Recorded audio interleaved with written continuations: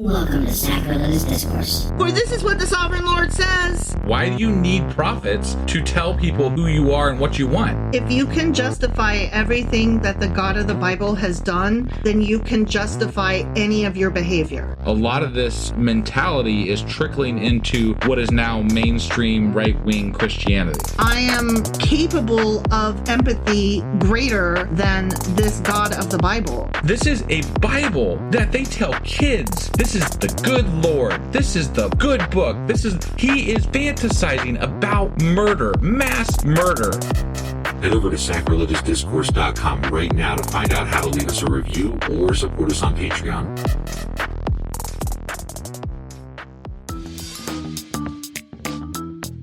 Hey there, sinners and saints. It's your favorite Bible-bashing duo from Sacrilegious Discourse, and we need your help. That's right, folks. We're raising funds for some heavenly equipment and a studio that doesn't sound like it's in the depths of hell. Our current setup, let's just say it's more apocalypse than audiophile. So if you want to hear us dissect the Bible without the background noise of demonic squirrels, chip in a few bucks. We're aiming for $5,000 to upgrade our audio and build a studio worthy of blasphemous banter.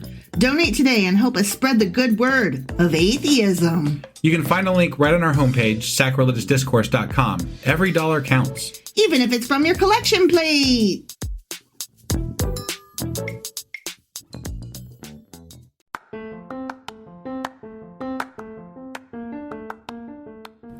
Welcome to Sacrilegious Discourse. I'm husband. And I'm wife. Together, we're reading the Bible for the very first time. We grew up without religion and wanted to know what all the fuss was about. Well, what have we learned so far? That God is a dick, and apparently some people believe in talking donkeys? We're not trying to pass ourselves off as experts. Nope, we're just reading the Bible for the first time and giving our first take reaction. If you'd like to join us in this venture, you might consider starting at episode 1. Otherwise, jump in wherever you like. All right, let's go read the Bible. Yeah, let's get to it. Husband! Wife! Do you know what today is? Well, it's Saturday, so that means... Q&A Saturday. That's right. And what are we Qing and Aing today? Well, God started talking in these most recent chapters, and so I thought we would maybe look into that. He should probably shut his duck slippers. Yep. So, yeah, I thought we would... Find out what God's talking about or something? Yeah. Okay. Well, let's go ahead and get into this and see what God had to talk about, I guess. Yeah. All right.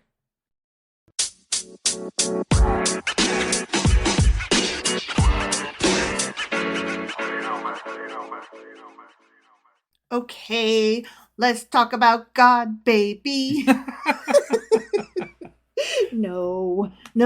Okay, first I'm going to do a little bit of a recap over... What happened? Yeah, and how we got here. Right, yeah. Not here like in our living room or like here on the planet, just like here in the book that we're reading. I figured since, we're talking about the Bible. Right. So Job's friends see that Job is suffering and they assume he must be guilty since obviously God is just. Right. I think they should put friends in quotation marks, though. They should. Because they're assholes. I don't think these are Job's friends. No. I think these are three guys who are friends who happened upon Job. Yeah.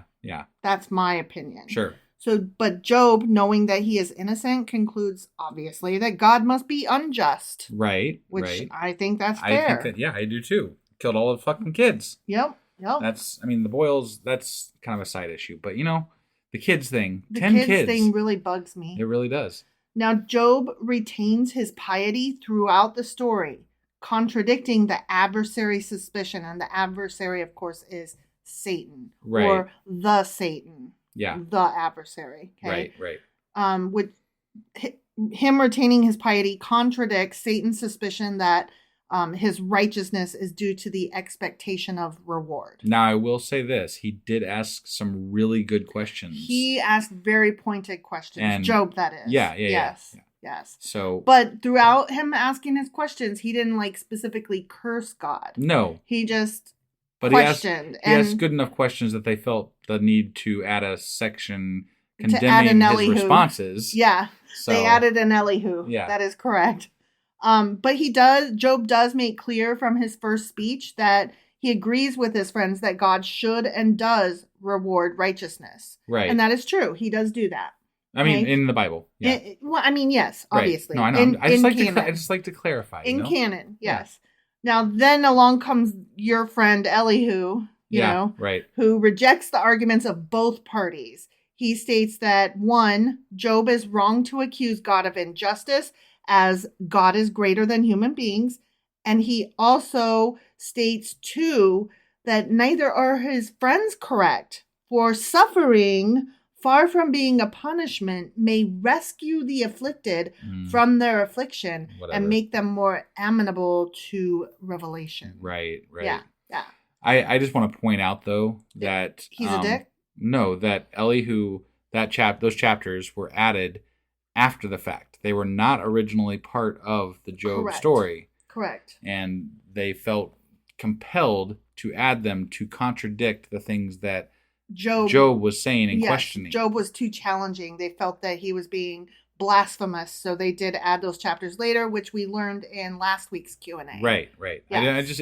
To me, that's very important because the questions that Job was asking were very good and pointed. Yes. So and they could be I could see why they were taken as blasphemous. Sure. Honestly. Because we agreed with them. Yeah. We were very enthusiastic, which is why it was so disappointing when Job just laid down like a puppy. Yeah, that was bullshit. Womp. Yeah. So from chapter 38, God comes in, and that's when he gives his first speech. Yeah. Okay? He gives 2 speeches. Okay. And we've heard the full first one, and then we've heard the beginning of the second one. Right. Okay. Right, yeah. So he speaks from a whirlwind.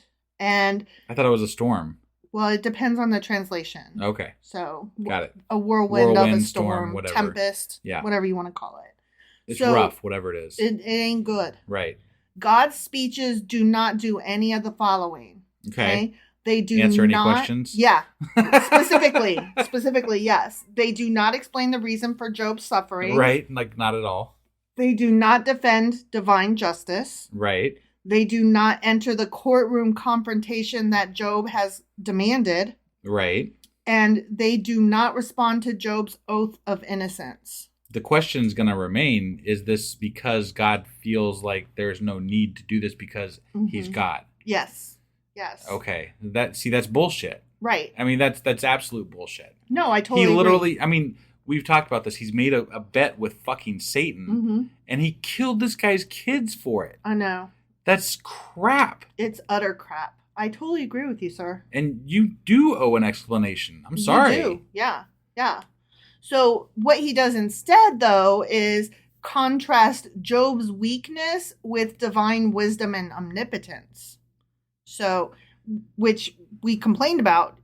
Right. He dodged the question and was like, "But I am great, right?" But this is like your boss saying, I know so much more about this, just going on about how they know so much more about the job and this, that, and the other, but yet you're complaining about something that you're absolutely right on, but it doesn't matter because they're just giving you their fucking resume. Yeah. Like, I don't give a shit what you've done. This is wrong, and we need to address the fucking issue in front of us. Not the fucking resume you built over many years that makes you more qualified than me. Doesn't make this any less wrong. Yeah, exactly. I just, fuck that. I mean, you've just described every woman who has been sexually harassed by a boss, you know? Right. Like, he's the boss, though. Yeah. So was it sexual harassment? Right. I mean, still yes. But there's no world in which a human being could kill somebody's 10 kids and then just claim that, well, I'm more powerful than you, so you just have to. I mean, yeah, okay. Let's look at it from a king perspective, right?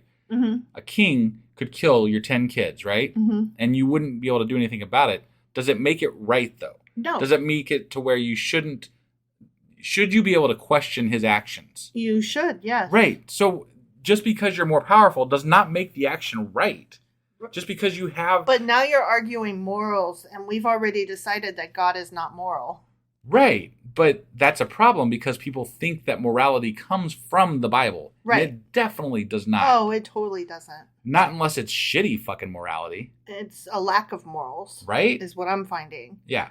It's a men's world. It definitely is. Definitely is. God's first speech focuses on his role in maintaining order in the universe. Okay. He reveals a list of things that he does and that Job cannot do.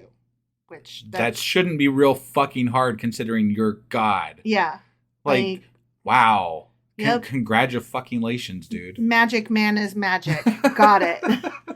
This demonstrates divine wisdom because order is the heart of wisdom, which harkens back to chapter 28.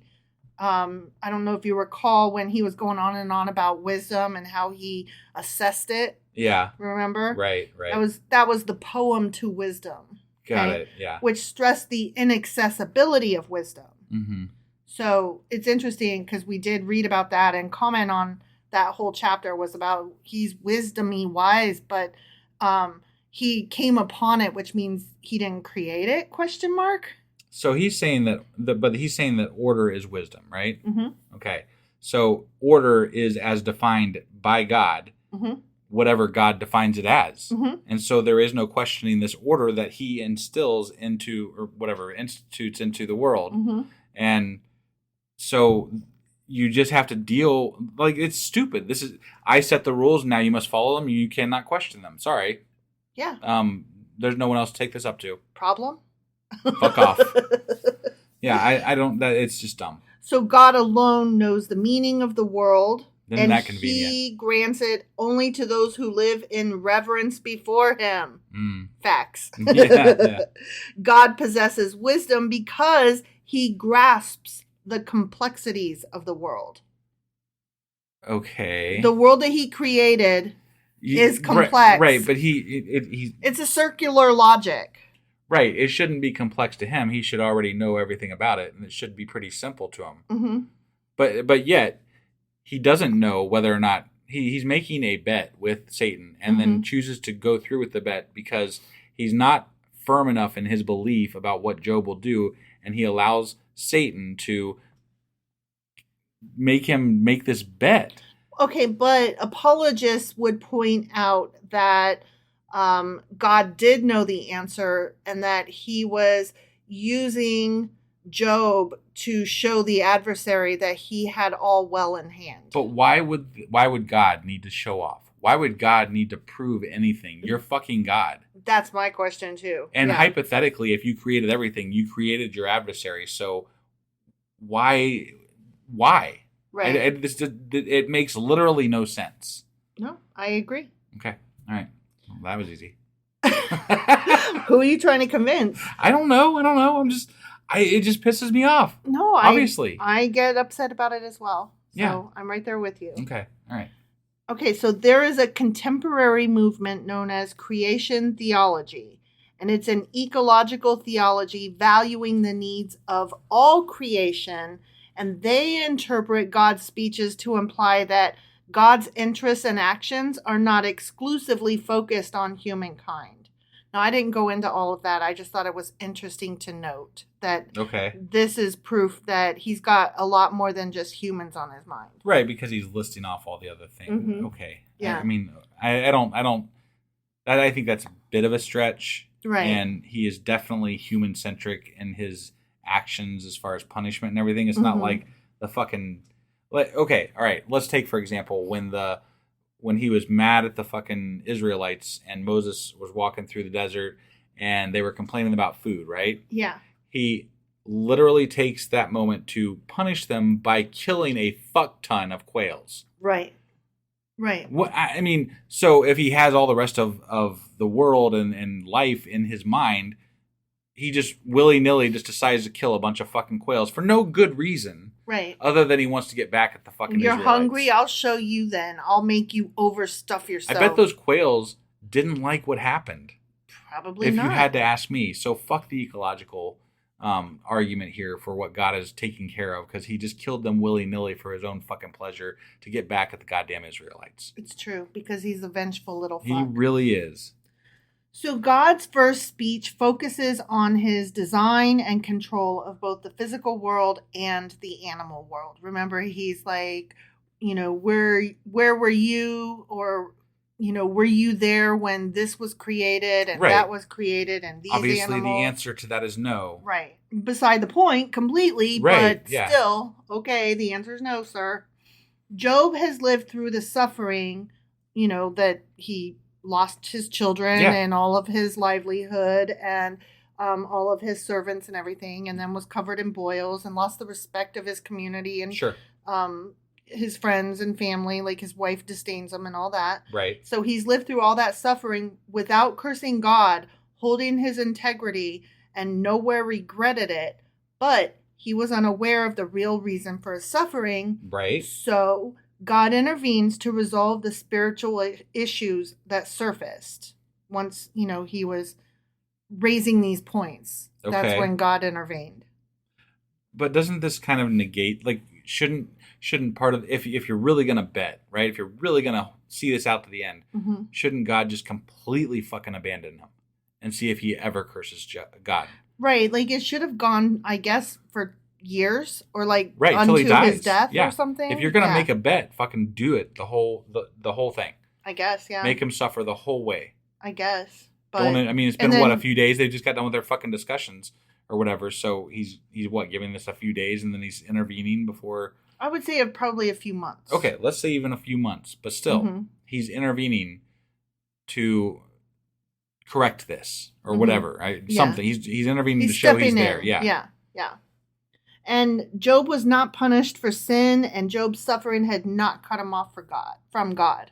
Okay. So, God comes in and talks to him instead of like punishing him. Yeah.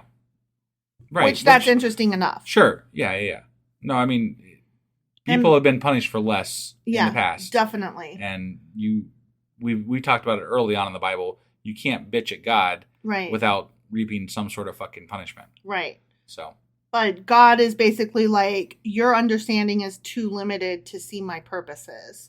So now Job sees that he cannot have the knowledge to make the assessments that he made. And so it's wiser to bow in submission and adoration of God than to try to judge him. And this is, again, where we were like really disappointed. This is where I fall off. This is where I'm like, no, this is bullshit. I feel like a different author like rewrote that portion. Like, he was so pointed and smart. And then with nothing, God comes down and is like, I know more than you. And then Job's like, I know, you're so right. I'm sorry. Yeah. Like, that's not the same man. No. He had lots of really good questions. And God needs to answer those fucking questions. I mean, we were sitting over here going, oh, damn. Right? And then he just caves. He's like, fuck it. Like 10 minutes later, he's like, I'm not worthy. Right, yeah. I hated it. So going back to God's speech, the inclusion of legal terms in chapter 40. Legal terms, huh? Like contend, argue, answer, those kind of things. Yeah. Suggests that God does not intend to present evidence for the defense, but rather to show Job why the process is flawed in the first place. Because Job wishes to see God in court based on the very narrow view of the retributive justice in the world. Okay. So this is just another way of saying, God is like, I will use your legal terms since you brought up like taking me to court or whatever. Yeah. But the fact of the matter is, you're too stupid as a human to even raise this case. Got it. That tracks with what I know of God so far. He just has no respect for humanity at all. Right. So disdains them completely. Right. Yeah. And we're supposed to keep in mind that God is not just a judge, but also, quote unquote, the king who actively exercises his sovereign rule. And he does sometimes. I wish he'd actively, like just for the shits and giggles of it so I could know he's around. I wish he'd kind of actively, enforce it now. Oh my gosh. Wouldn't that be awesome? I'm just saying, like that would solve all this. So we wouldn't have a podcast to do anymore. We wouldn't have to, worry about it anymore. We just know he's out there, like, okay. And then it would be fun to see what he thinks of all of the people running around, wrecking the world and bringing the planet to its ruin and speaking on his behalf and trashing everything that is supposed to be good. You know what I mean? Yeah. It would be interesting. It would be an interesting exercise. I don't want God. I don't like the God of the Bible. No. But he's a piece of shit. If God were real, Mm-hmm. why doesn't he actively exercise his power? Because he's not real. I know. Obviously. I know that. Right. I'm just saying. Like, this is frustrating because we're like mad at a thing that doesn't exist. But we're mad because so many people insist he exists. And we're like, if he exists, then why doesn't he? But the answer to the question is in the question because he doesn't exist. Well, and if what they would do, they would take each question we have about it and they break it down individually and go on for an hour about why this is this way. But then they change their answer to something else over here. And then when you call them out on it, they're like, well, you just don't understand God. Yeah. And it's like, come on. Well, I forget what that process is called, but it's basically when you bury people in paperwork and wordy words. Right. So long that you tire them out. Yeah. And make them go away because they can't possibly keep up with. Right. You know. How often do I give up? You do not. You are tiresome. I wouldn't say what I do is give up. I just like change my focus. Right. And I'm like, no, but when on Twitter I will go down the rabbit hole with somebody for days. You will, and it's so annoying because you tell me all about it, and I'm like, why are you laying in the mud with pigs? Why are you, arguing with somebody who has the mentality of a 3-year-old? I'm arrogant. You are arrogant. I'm arrogant. That's all I got. Yeah. But also, I don't know what else to say. But also, you, like, okay, both of us have the thing where, like, I'm right. Yeah. I'm right. And not only am I right and I know I'm right, but you should know it too. And here's why. Right. The difference between me and you, though, is that you will keep going. Whereas I'm like, oh, you can't know that I'm right because you're dumb. Right. We just had a listener chime in. It was, I think, Brandolini's Law or something like that. Okay. I think I said that right. The one where they maybe. tire you out? Yeah. So, okay. Yeah. Thank you for that. Yeah. That's awesome. So going back here, anyway, God shows Job the futility of his pursuit, and the implied way forward is for Job to acknowledge it. So that's what's implied is that Job is supposed to recognize that, I shouldn't challenge you. I shouldn't. Could you do that? Like, God killed all 10 of your kids if you had 10 kids, Absolutely right? not. I could never. I never. don't care. Even if I knew God was there and all powerful, right? Mm-hmm. I'd be like, no, fuck you. Right. We're going to have this out. I don't care. I don't care anymore. And fuck you. Yeah. That's where I would be at. Yeah. And Job was kind of there. He was. And that's why I just feel like, these are two different characters, or like the ending got rewritten. Well, they always talk about how great God is, right? And the presence of God and all this stuff, right? So it's like the presence of God shows up, right? And then Job all of a sudden is just like, and this is the way. Yeah. And okay, is he that great? Like, what the fuck, man? Does he come with bacon or something, or what? Okay, the only other thing is come with bacon. Jesus Christ. The only other thing is that, like, in the presence of God, whatever, he's able to change your heart. Yeah. But I'm like, then why don't you just have people's hearts be right in the first fucking place? I think he's just a manipulative, toying little fuck. I think that the people that wrote the Bible were stupid and immature. Definitely. And I think that the God that they made is equally so, if not more than. Yeah, no, the God of the Bible reflects humanity. Yeah. Because humanity was dumb. Yeah. So is dumb. Is dumb. Sorry. Yeah, just because we can get to the moon and, we have cures for various diseases doesn't mean that humanity isn't still dumb. Right.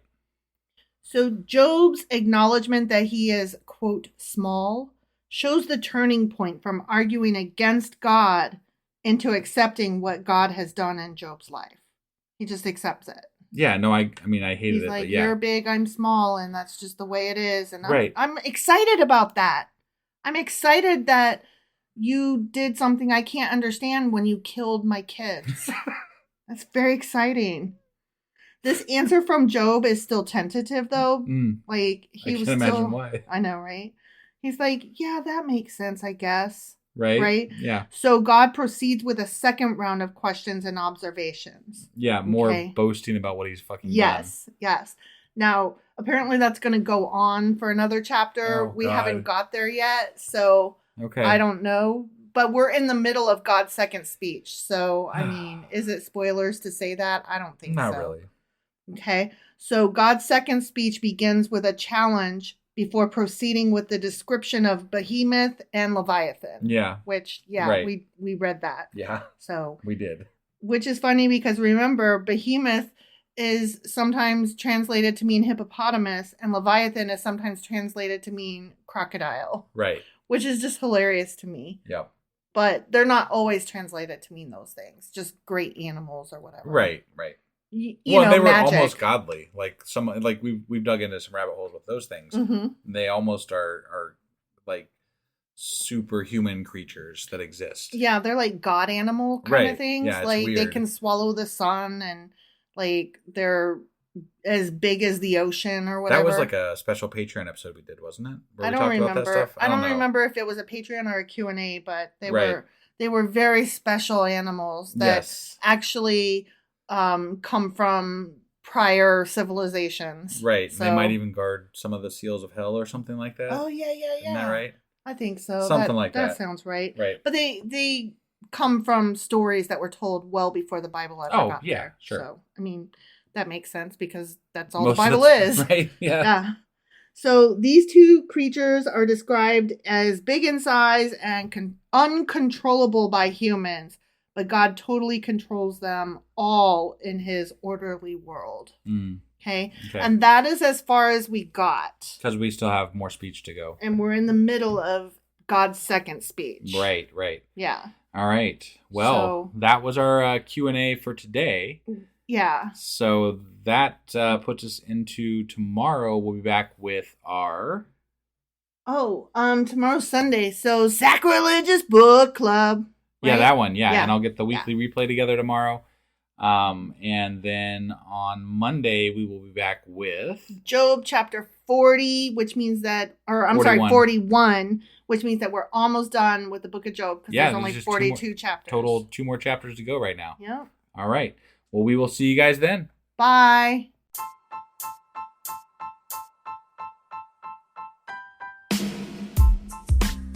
Hey, wife. I guess that's the end? But husband, that's just sad. It doesn't have to be. We are on lots of social media platforms like Twitter. Our handle there is sacrilegious_D. For D's nuts. Oh my God. Stop doing that. Anyway, we're also on Facebook, Instagram, and Pinterest. There's a link to all of our social media sites at our website. Ooh, we have a website? Yeah, it's sacrilegiousdiscourse.com, where you can also find a link to our merch shop. We have a merch shop? Yep, we have podcast-themed clothing, mugs, notebooks, and more, as well as an atheist and science-themed products. Wow, our fans should really go check that out right now. Definitely. They can get in touch with us by sending an email to sacrilegiousdiscourse@gmail.com. But before they do that, we could really use some help. Oh yeah? With what? Well, it's not free running the podcast, and we need some financial support in order to get better equipment, which will free up time so we can concentrate on our podcast and our fans. Okay, so what should they do? Head over to patreon.com/sacrilegious discourse and sign up as a contributor on our podcast. Supporters there receive additional bi-weekly episodes that we record just for our Patreon members for as little as $2 a month. Also, we'd really appreciate it if you would like and subscribe on whatever platform you're using. And Apple Podcast reviews help us out tremendously. Like and subscribe. Leave an Apple review. Join us on Twitter. Support us on Patreon. That's a lot of instructions. Don't forget to say thanks. Thanks! Okay, bye.